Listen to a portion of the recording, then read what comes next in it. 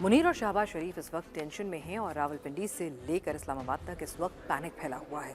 दरअसल वजह है सर्जियो गोर का एक बयान जिसने पाकिस्तान के हुक्मरानों की नींद उड़ा दी है और वो टेंशन में है कि क्या अमेरिका उनसे नाराज़ है। नमस्कार, आप देख रहे हैं इंडिया टीवी का डिजिटल प्लेटफॉर्म। मैं हूं बिनास त्यागी अपने शो बिनास का पंच के साथ। आज हम बात करेंगे सर्जियो गोर के इस बयान की जिसके बाद से मुनीर और शहबाज शरीफ की नींद उड़ गई है। दरअसल सर्जियो गोर जो हैं वो कश्मीर पहुंचे हुए थे और वहां पर उन्होंने डल झील में नौका विहार का आनंद लिया और पूरे कश्मीर की अमन शांति बहाली को देखा, वहां के इंफ्रास्ट्रक्चर डेवलपमेंट को देखा, आवाम में सुख शांति को देखा।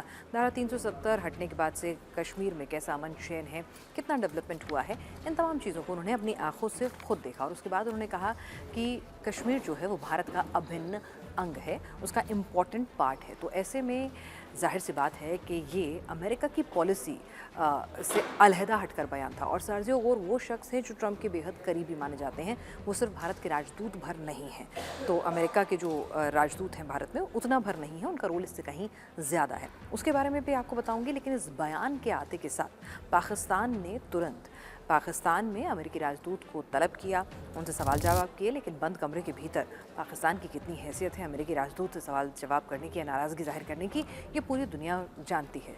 जो शरीफ, जो ख्वाजा आसिफ तमाम मंचों से कहते हैं कि हाँ भाई, हम अमेरिका के वेंटिलेटर की बदौलत हम जिंदा हैं, नहीं तो हमारे मुल्क की जो कंगाल हालत है उसमें हमारा सर्वाइव करना मुश्किल है अगर अमेरिका अपना वेंटिलेटर यानी कि अपना पैसा, अपनी फंडिंग रोक दे। तो ऐसे में क्या वाकई में पाकिस्तान की इतनी हिम्मत होगी कि वो अमेरिका के राजदूत को तलब करके अपनी नाराज़गी या गुस्सा जाहिर कर सके बंद कमरों में, या फिर सिर्फ एक अपनी इमेज सेविंग और पोस्चरिंग है अपने आवाम के बीच में। अब टेंशन तो हाई है क्योंकि अमेरिका की एक तरह से अगर इसे कहें तो क्या ये पॉलिसी शिफ्ट है, हिंदुस्तान को कितना खुश होना चाहिए। क्योंकि देखिए, आप ये बात मान के चलिए कि अमेरिका जो है ना, और ख़ासतौर से ट्रंप के रेजिम में और पहले भी, अमेरिका अपने फ़ायदे के लिए कुछ भी कर सकता है, किसी भी हद तक जा सकता है। उसे एक डील साइन करानी हो, अपनी डर्टी जॉब करानी हो, उस हिसाब से अपने स्टैंड बदल लेता है।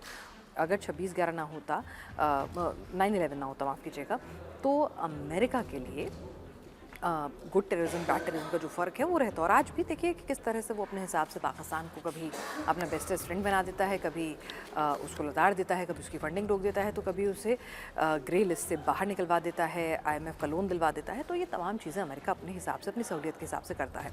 लेकिन यहाँ पर यह भी समझना होगा कि जिस तरह से अमेरिकी राष्ट्रपति ट्रंप ने पहले भारत के इलेक्टोरल सिस्टम की तारीफ़ की, उन्होंने बताया कि किस तरह से हम ID कार्ड से अपने मताधिकार का प्रयोग करते हैं। उससे पहले प्रधानमंत्री नरेंद्र मोदी की तारीफ़ कर रहे थे, दोनों मुल्कों के बीच में डील हो जाए उसके लिए भी हर संभव प्रयास कर रहे थे। भारत ने जिस तरह से आंखों में आंखें डालकर जवाब दिया, उसके बाद भी ट्रंप की एक तरह से ईगो हर्ट की थी। उसके बाद उन्होंने बहुत तिलमिलाए हुए कई सारे बयान दिए, लेकिन बाद में अगर देखें तो फिर अपना स्टैंड वो सॉफ्ट करते हुए लगातार नजर आए, चाहे प्रधानमंत्री मोदी की तारीफ करना हो या फिर अभी ये कश्मीर के मुद्दे पर बदलता हुआ उनका स्टैंड। तो यहाँ पर ये समझना होगा कि हिंदुस्तान जिस तरह से अपनी ताकत लगातार बढ़ा रहा है, जिस तरह से कश्मीर के अंदर डेवलपमेंट हो रहा है, हिंदुस्तान आर्थिक और सामरिक मोर्चों पर जैसे अपनी कुव्वत साबित कर चुका है। ऑपरेशन सिंदूर के अंदर भी देखिए कि किस तरह से पाकिस्तान को महज 3 दिन के अंदर अंदर घुटनों पे लाने के लिए मजबूर कर दिया।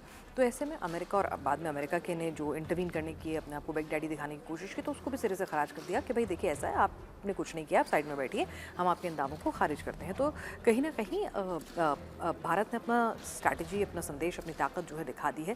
तो उसके बाद से भारत भी इंटरनेशनल प्लेटफॉर्म पे भी, वर्ल्ड डिप्लोमेटिक चैनल्स में भी अपना रसूख उसने बढ़ा लिया है। तो उसके बाद से कहा तो ये भी जा रहा है कि अमेरिका के थिंक टैंक जो है वो इसी में फ़ायदा समझ रहा है कि वो कश्मीर के मुद्दे पर भारत के साथ हुले और भारत का गुड फ्रेंड कम से कम बन जाए। और पाकिस्तान से जो डर्टी जॉब करानी है कि भाई वो तो पैसा देकर भी, फंडिंग देकर भी वो करा ही सकता है अपने हिसाब से, जो उसके अपने पूरे ताल्लुकात हैं। लेकिन इस सब के बीच में वहाँ का आवाम पूछ रहा है शहबाज शरीफ से और मुनीर से कि भाई आपने इतनी चमचागिरी करी, आप लगातार तलवे चाटते हैं, आप बीच मंच पे सल्यूट कर देते हैं, आप एक व्यापारी की तरह से अपने रेयर अर्थ मिनरल्स अटैची में पूरा लेकर आप खड़े हो जाते हैं, तो आप एक लंच के लिए क्या कुछ कर गुजरते हैं, आप इस्लामिक ब्रदरहुड को भी ताक पर रख देते हैं, आप एम्बेसी के बाहर जब खमने की मौत का विरोध हो रहा होता है तो अमेरिकी गोली चला देते हैं, उस पर भी आपको कोई गुस्सा नहीं आता है। तो आप इतने गिर जाते हैं अमेरिका के चरणों में, उसके बावजूद भी अगर अमेरिका इस तरह का बयान देता है तो फिर आपकी हैसियत क्या है, आपकी औकात क्या है, और क्या ये अमेरिका की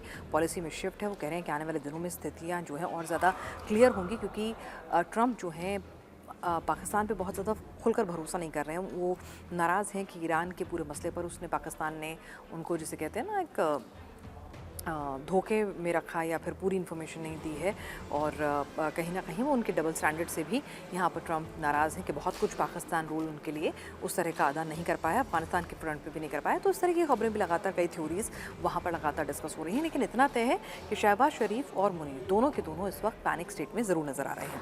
अब आप ये देखिए कि जो यहाँ पर हम जो बात कर रहे हैं कि क्यों इतने ज़्यादा महत्वपूर्ण हो जाते हैं यहाँ पर एम्बेसडर जो हैं।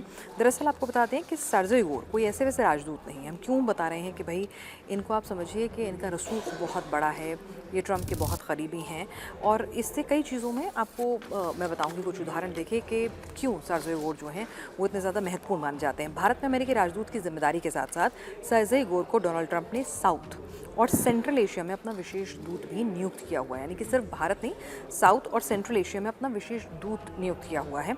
यानी भारत में अमेरिका की नुमाइंदगी के साथ साथ सर्जियो गोर को सेंट्रल एशिया के 5 गणराज्यों तजाकिस्तान, उज्बेकिस्तान, तुर्कमेनिस्तान, कजाकिस्तान और किर्गिस्तान में भी अमेरिका के हित साधने की जिम्मेदारी दी गई है।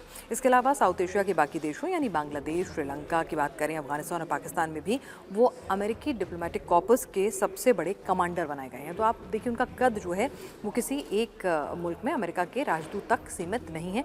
यहाँ पर उन पर जिम्मेदारियाँ बढ़ी दी गई हैं।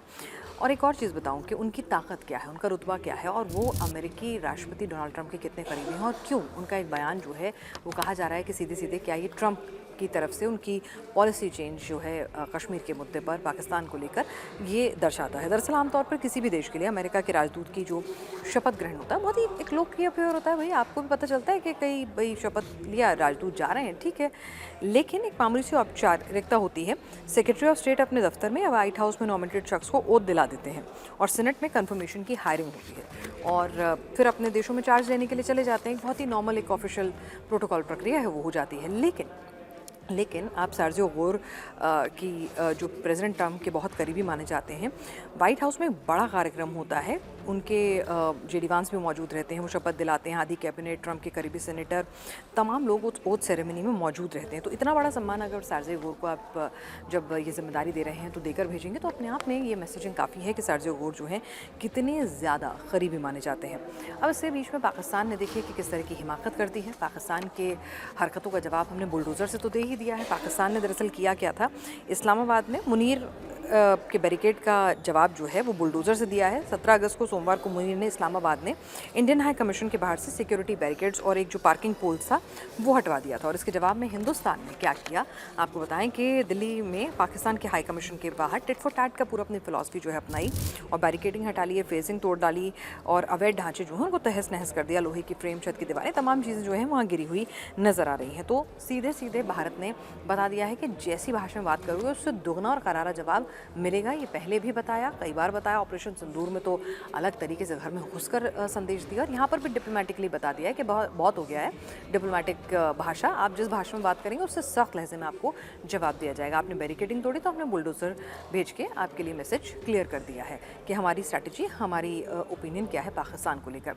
लेकिन जैसे कि मैंने आपको बताया कि यहाँ पर अब सवाल यही है कि पाकिस्तान और कश्मीर, भारत, इन तमाम मुद्दों को लेकर अमेरिका का जो पूरा स्टैंड है ना कि कश्मीर भारत का एक इम्पॉर्टेंट हिस्सा है।